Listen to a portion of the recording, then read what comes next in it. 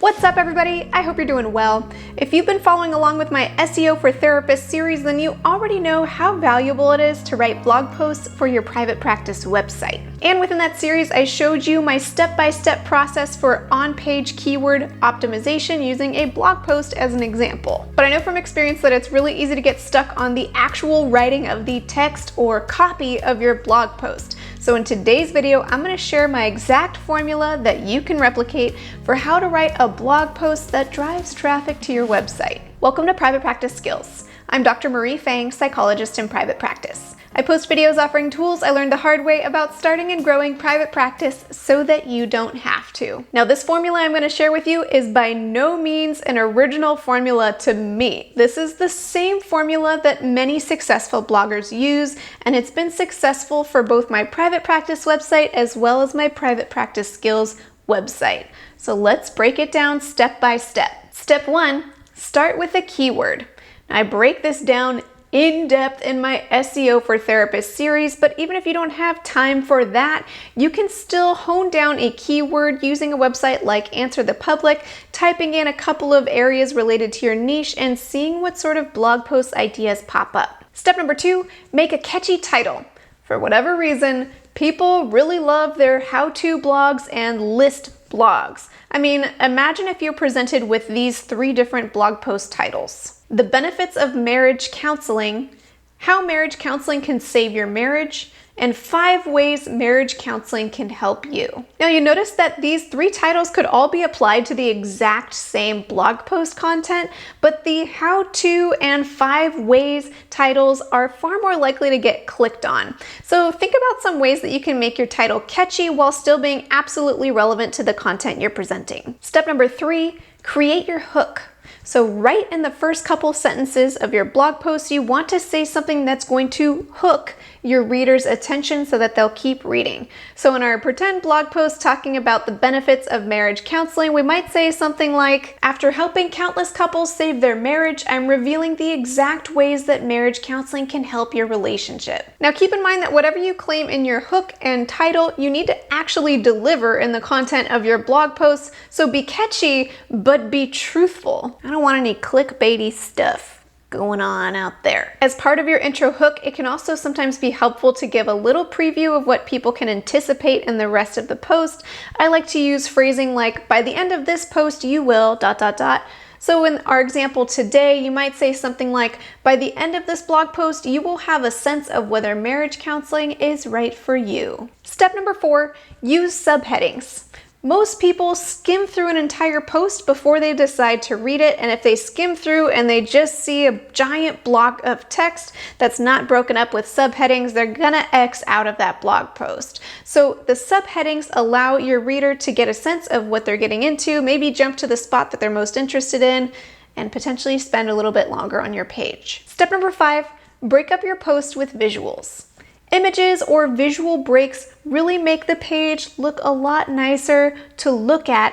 Like I said, people don't want to scroll through and just see a giant block of text with no visual breaks. For images, you can use royalty-free platforms like Unsplash or Pexels, or you can use your own photo. Just make sure whatever images you use, you have permission to post them on your blog. Now at this point in the process, you should have a loose skeleton or outline, and it's time to get cracking on actually writing the blog post. Easier said than done, am I right? So this brings us to the next step in the process, which I imagine is going to be the most revolutionary step for the average person watching this video.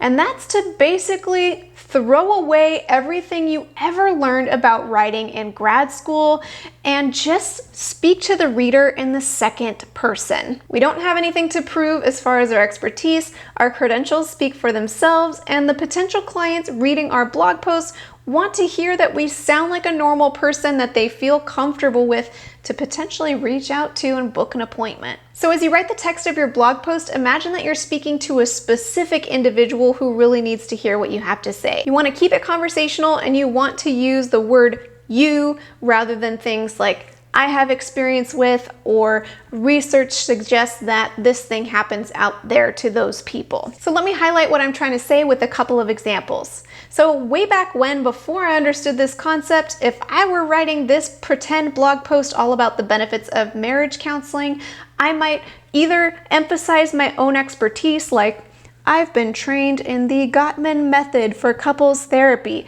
Let me explain all the trainings that I've done, blah, blah, blah, me, I. Or I might have emphasized some details about that particular therapeutic technique, like the Gottman method uses tools A, B, and C to help couples. See how this phrasing suddenly feels impersonal and scientific and disconnected from the reader? Like, how is this gonna help me though? Instead, if you're speaking in second person, then it might sound a little more something like this. Here are 5 ways the Gottman method for couples therapy can help save your marriage. See how it's both infinitely more catchy and also it helps engage the reader. It makes it personal. We're gonna help save your marriage. Let's go. But there are still a few steps left to writing an amazing blog post. And that leads us to step number 7, keep your paragraphs short. And I mean short.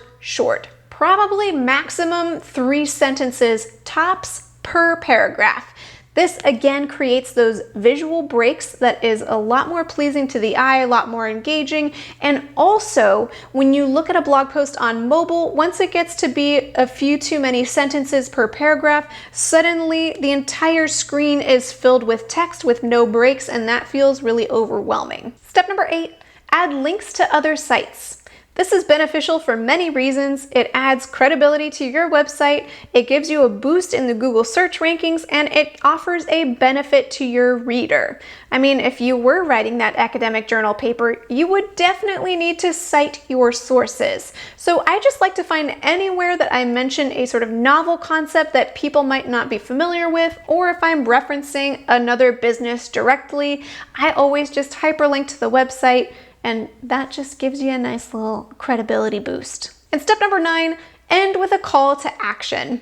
Every blog post ought to end with some type of call to action, and most often in this case, it's going to be a call to either book an appointment with you or to check out some other posts that you have that are relevant to the same topic. Now, as I mentioned, this is really just the writing portion of your blog. There is more to do to boost your on-page SEO so that your blog is more likely to show up in search results. If you'd like to learn more about that, I've covered it in my SEO deep dive already, so I'll link to that below. Feel free to check it out. And of course, the end game of all this work that you put into these blog posts is to grow your website so that more potential clients can find you and ultimately book to meet with you. This video is brought to you by TherapyNotes.com.